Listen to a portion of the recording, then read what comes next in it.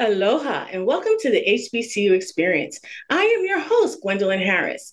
As Black History Month is coming to a close, I thought we would talk today about something that is near and dear to me, and that is HBCUs, Historical Black Colleges and Universities.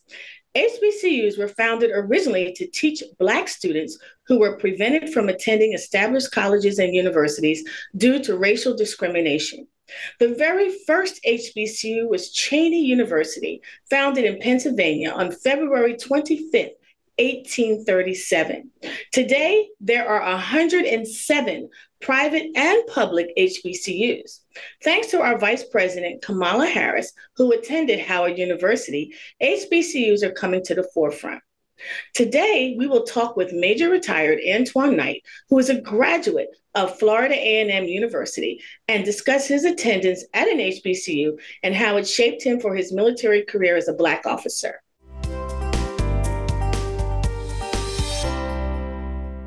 Aloha, and how are you doing today? I am doing just fine. Doing just fine. Thank you for asking. Awesome. So, first thing we want to get right into it.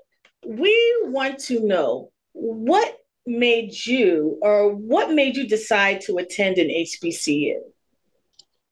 Well, growing up in high school, my school was predominantly white.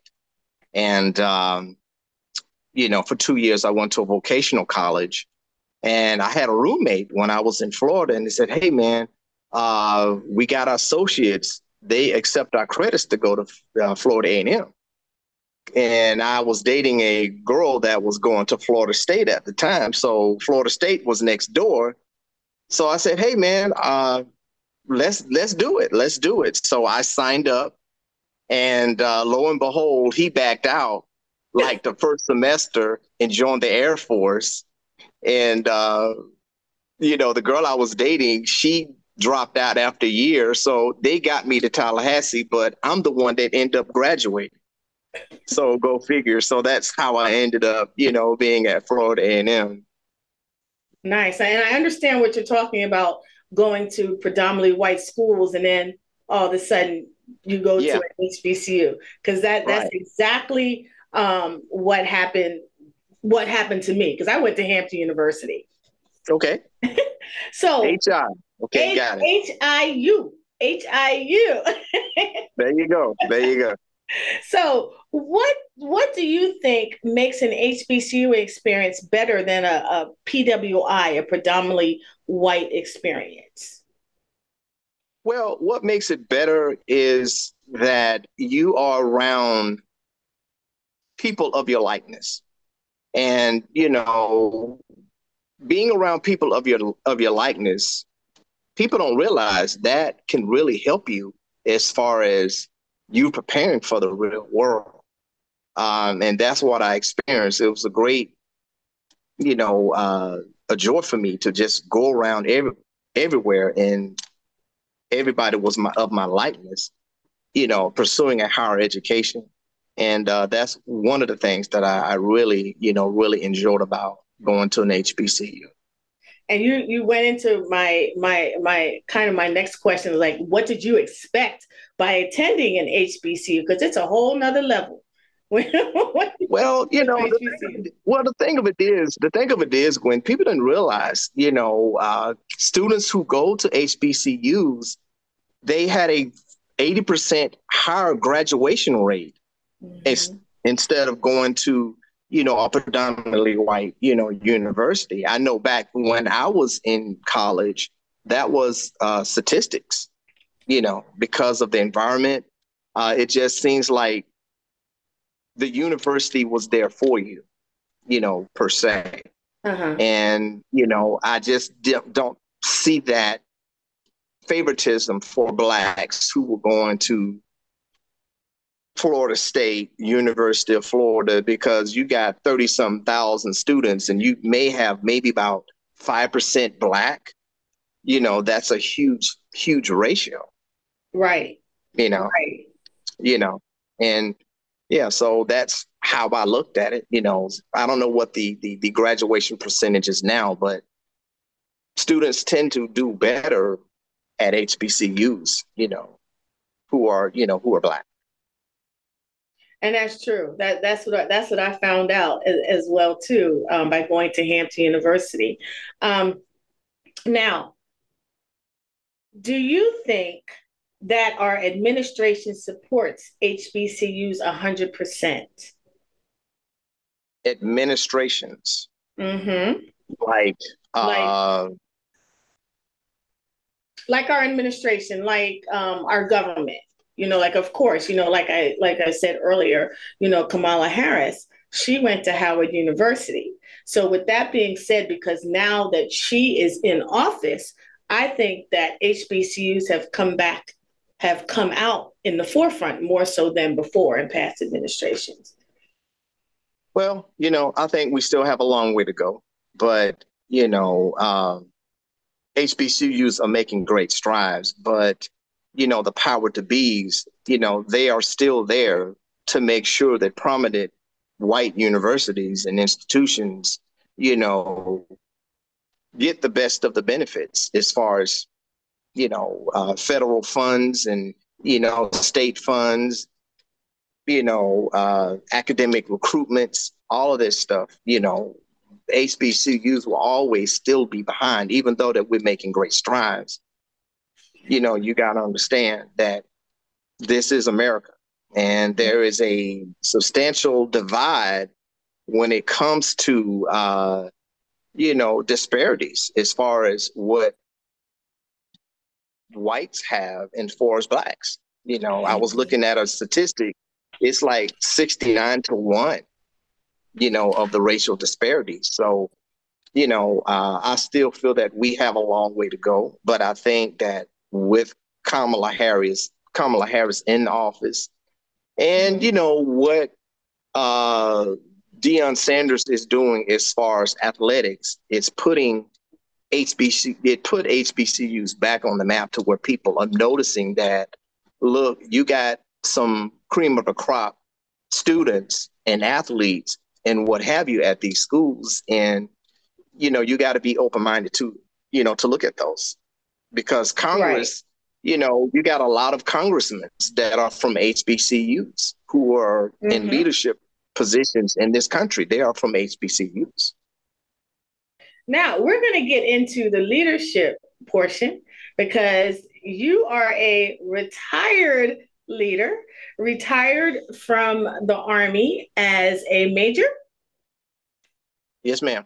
Okay. And so, yes, ma'am. So you did ROTC at FAMU, correct? Mm-hmm. Yes. So do you think that attending an HBCU and doing ROTC made you a better Black officer in the United States Army? I will say yes, and I will say no, because, FAMU has their own ROTC program. And, I had white instructors, I had Black instructors, I even had, white cadets that was commissioned with me. The only color that we identified was green. Now, what really prepared me as far as a Black officer was that I saw the officers that were before me that were doing well in the military, like colonels. And we had a couple of generals, even from Florida A&M, that came to speak to us about, the preparations of the Army. And, you can't get around the fact that you're Black. They're going to see that. But as far as preparing you, I think the HBCUs prepared me to be the best military officer that I can be. And the fact that I am Black, they had it in a way to where that, hey, look, if you're going to succeed, you got to see beyond excellence, because you are already fighting behind the Powerball, being a Black officer. If you have a 2 rating, that's okay probably for your white counterparts, but you need to be in the number 1 block. You know what I'm talking about. It's called the evaluation systems, the OERs, exactly, and the NCORs. that is what you are. You know that language of what I'm talking about in the military. Yeah. The ideal was to get yourself in the number one block. And that's what they really prepared me for, is that you're not going to be relevant and make your quotas and make your ranks if you don't sustain that number one block. Because you want on that report, Gwen, and you know what I'm talking about as an NCO, soldier exceeded expectations. You don't want it to be where soldier met expectations. It's a big difference between the two. And that's what FAMU prepared me for as, a military officer. So for my viewers, just in case you don't know, we're talking that military lingo that we're talking. We're talking military lingo. You probably don't know what they probably don't know what I'm talking about. Yeah. But I'm going to explain to them really quickly for those of you that are not or have not been in the military. So, I'm retired NCO. He's a retired officer. Officers have in the military, in the Army. In the Army, I know, it's called an OER. And that's the Officer Evaluation Rating. Report. Right? Yeah. Report, Officer Rating. Evaluation Report. And then the NCOER is the Non-Commissioned Officer Evaluation Report. So when he's correct. So when we're talking about this is the ratings that we are being given in the military. So when he's talking about that 1 block, that 2 block, and all those different blocks, that's what we're talking about for the NCOER and the OER. Correct. So now my question to you before we get back into a little bit more some of these questions is, what did you do in the Army? What were some of your jobs in the military? Okay. Well, when I got an early commission because I was a reservist when I was a cadet at Florida A&M. So I was a reservist where I got an early commission. And on the early commissions, I got assigned as a reserve officer at the time. And when I graduated, I became a system automations officer, which is basically signal. So as a 25 Alpha in the Signal Corps, I did my training at Fort Gordon in Augusta, Georgia. You're very familiar with Augusta, Georgia. Yeah. And then when I went to that was for my Army not basic. How do you say it as far as, okay, I know for you guys it's AIT, okay? Your, advanced individual training. Well, I did my advanced training as a lieutenant, as a signal officer. And then when I was barking up to first lieutenant and captain, I went into the infantry because at that time, in the reserves, during There's a Storm, they were top heavy on combat support and combat service support, but there was a lot of slots as far as combat arms. So I went into the infantry to make rank, and I did my training at Fort Benning, which is another spot you are probably very familiar with in Georgia. I did my advanced training there. As an officer, and then I ascended up to major in Force Com in Atlanta, where I became a field grade officer in an XO battalion XO. Okay, all right. Have you been back to your university, to FAMU? Yes, I have, and the plaque with my name is still on their wall. And when I show cadets who I am and all of that, it's like, wow, you was the one that was before us. And it's so funny when I go into the ROTC building at FAM, which is Howard Hall, it looks exactly like it did, back when I was a cadet, in the 80s. It looked exactly like it is. Nothing has really changed. Even the paint is still there. It's kind of it's a great feeling, but it was kind of eerie as well because it just reminded me of how old I am. you can't be that old, sir. Oh, God, yes. Appreciate it, my dear. So, how does a HBCU have a diverse and inclusive perspective? What do you think about that? I couldn't wait for you to answer this question. I'm about to go in on this. Okay, let's go in. Let's go in. First of all, at Florida A&M, I had white instructors. I've had instructors from Ethiopia. I had instructors from Arabic nations, all of ethnicities. I've had instructors of that. Now, what I really want to go home on this is this with Black Americans. I feel that they really want to emphasize diversity in universities. Mm-hmm. But in white institutions, they're not thinking about diversities. They send their kids 4, 5, 6 generations deep to these white universities because they support them. They can care less about diversity. They're going to support their predominantly white colleges. But I don't think Blacks have that mindset. They want to be diversified. They should just support the HBCUs because it's an HBCU. But a lot of times, families feel that they would probably be a little more prepared or get a better education going to a white school because of the fundings. They have better facilities and they feel that they have better instructors and all of this, which I just, I don't agree with that ideology. I really don't agree with that ideology. But, when it comes to versatility, Blacks really have to support their own. If my kids, my son, he started out at Savannah State because he wanted that Black college experience.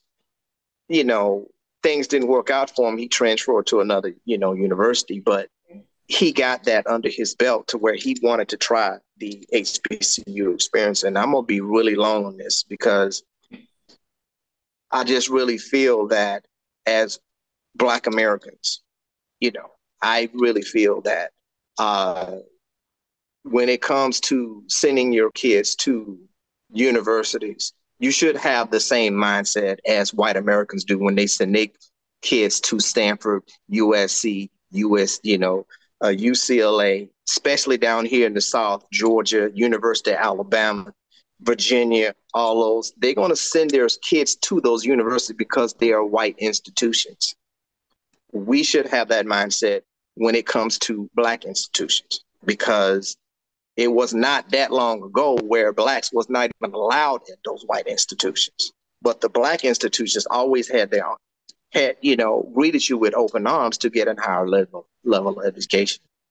And I'm a firm believer of that. And I just really feel that Black institutions sometimes really get a black eye because of administrations, because of housings, because of financial aid. Mm-hmm. They even get a black eye as far as, well, I don't want to send my kid to a Black school because all they do in Black universities is party, which is, I'm going to debunk that theory, okay? Because if you go to Google and you Google the top 10 colleges in the country, you would not see a Black college on the list. Mm-hmm. But they always put that as a stigma towards Black universities. Well, I don't want to send my kid there because all they do there is partying and all of this, which is not a lie. I'm a guy that bears with facts. Mm-hmm. And Blacks would rather send their kids to, from where I am, a Florida State or University of Florida, because it's predominantly white. But even though those are the schools that was on the list, that's the most partying schools. So when you have that, you have a lot of power. White universities have a lot of power. They don't get a black eye from Blacks when it comes to higher education. It seems like it's under the rug. But I just want to really debunk that and say that is not true. That is not true. The problems, some of the problems that Black universities may have, white universities have them too. but it's just that they got the monies and they can sweep a lot of that under the rug. So now that you said That's my opinion. now that you said that, let me ask you this question. What do you think can be done to bring more awareness and funding to our HBCUs? Because as you know, a few of our HBCUs have already closed due to lack of funding. So what do you think can be done? True. Well, what I think can be done is me as, and I'm talking to myself. We need to be more involved. We need to give back to our universities. We need to donate at least a few $100s, for fundings back to the universities. We need to make our presence, more relevant as far as supporting, and because white institutions, they're going to support their own. But Blacks, universities, excuse me for saying that because I don't know, it's just me. I have a pet peeve of African American. I don't like that name. But I just feel that we as Blacks, we need to really be more involved to give back to our universities. And I'm talking about myself too, and, alumni chapters, in various cities, they need to be more active, as far as raising monies and raising awareness, as far as fundings and things that kids would need, because they are our future. They are our future. And I, when I see, and, I have FAMU on my Instagram, and when I see the students, I'm just so proud of them, because, that's the future, the way I came from. And it's a great feeling. So I just think that Blacks really need to just get more involved and put their money where their mouth is and just give support back to the universities. And I'm one of those that need to do that as well. And I'm right there with you. I agree wholeheartedly with you on that. Now, I want you to give me, I want you to give me maybe three or four advantages for someone to attend an HBCU. Okay.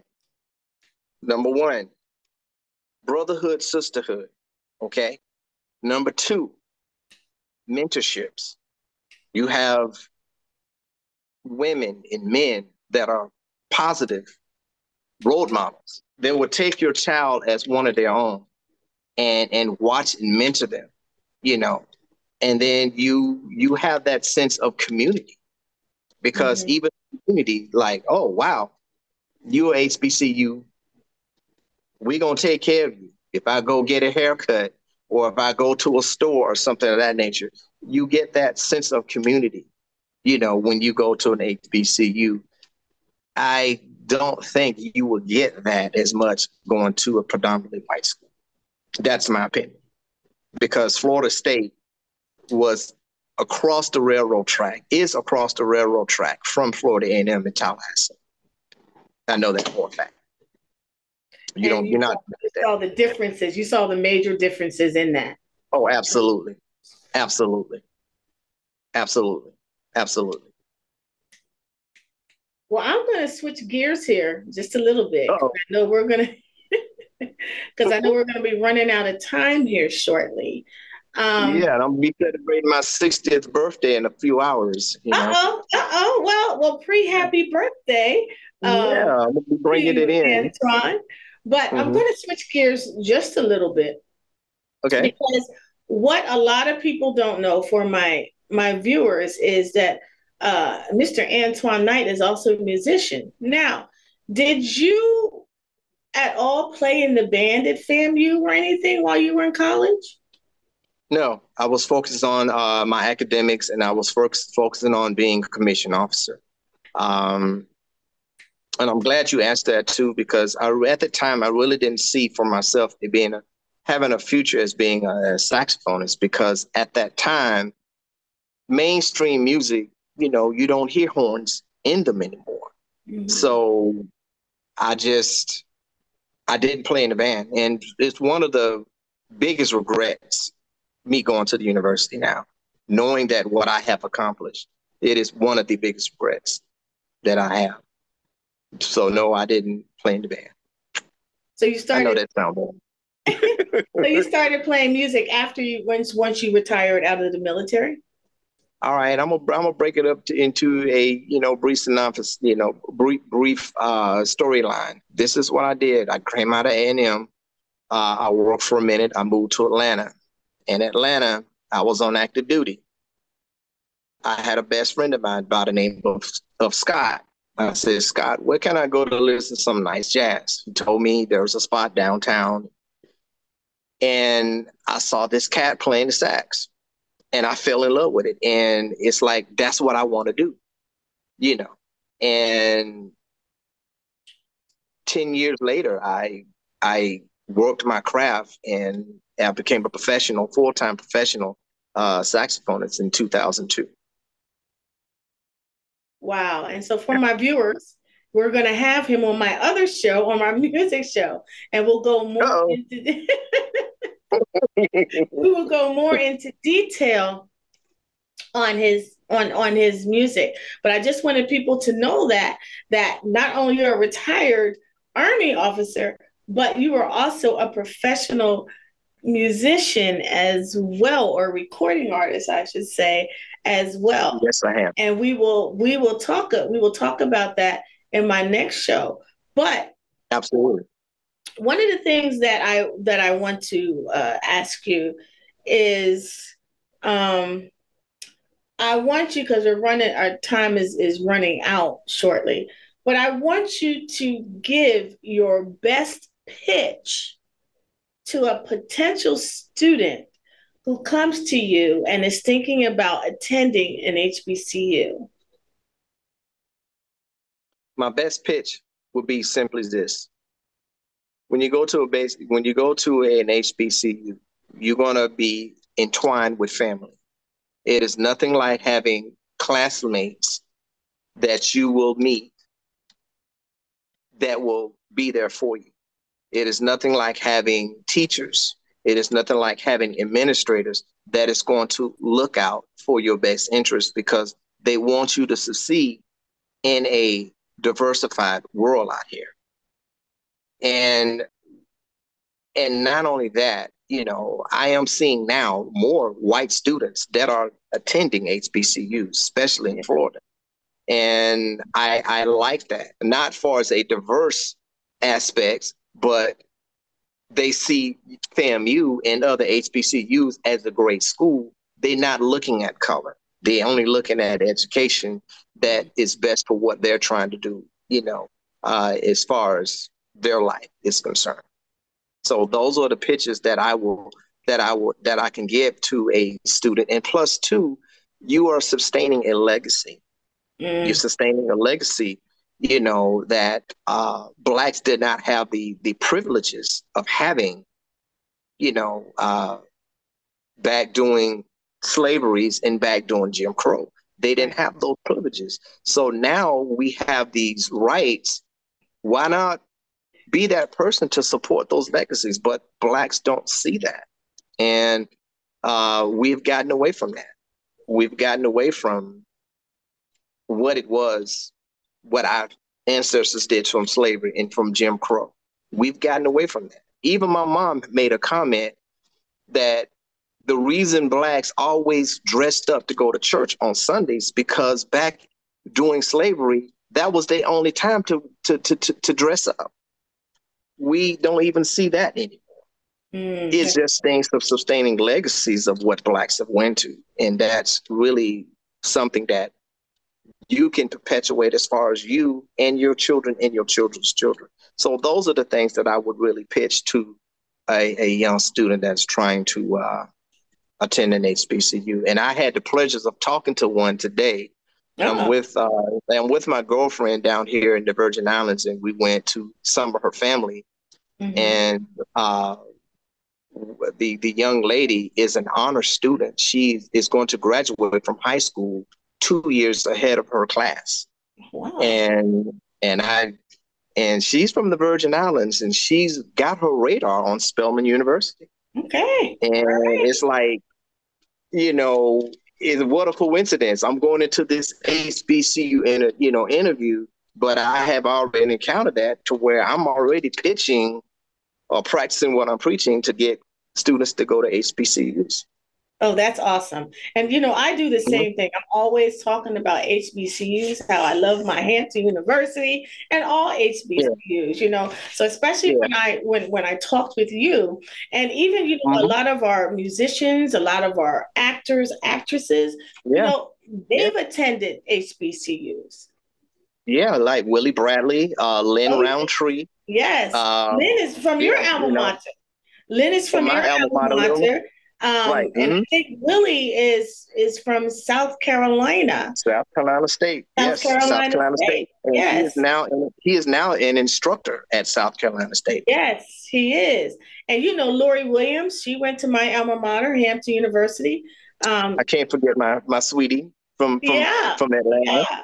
So just so many prominent, people have gone to HBCU. So for people that think, like you said, they don't want their child to go there, or, at least let them experience it. Let them experience it and decide what they want to do. Correct. That's my personal opinion on it. Let them experience it. Correct.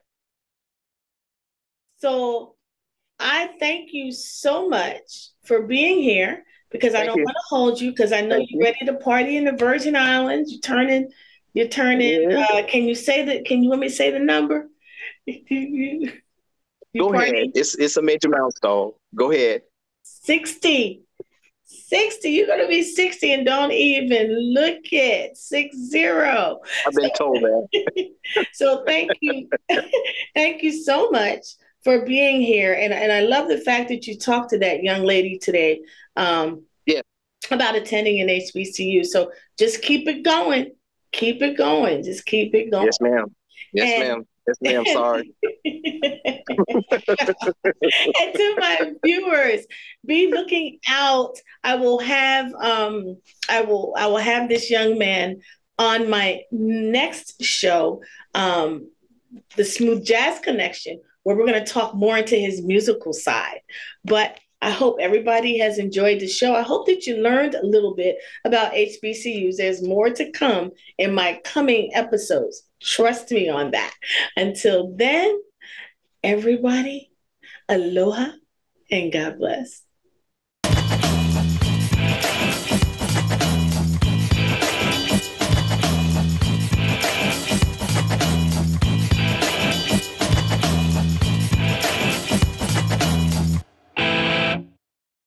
Thank you so much for watching ThinkTech Hawaii. If you like what we do, please like us and click the subscribe button on YouTube and the follow button on Vimeo. You can also follow us on Facebook, Instagram, and LinkedIn, and donate to us at thinktechhawaii.com. Mahalo.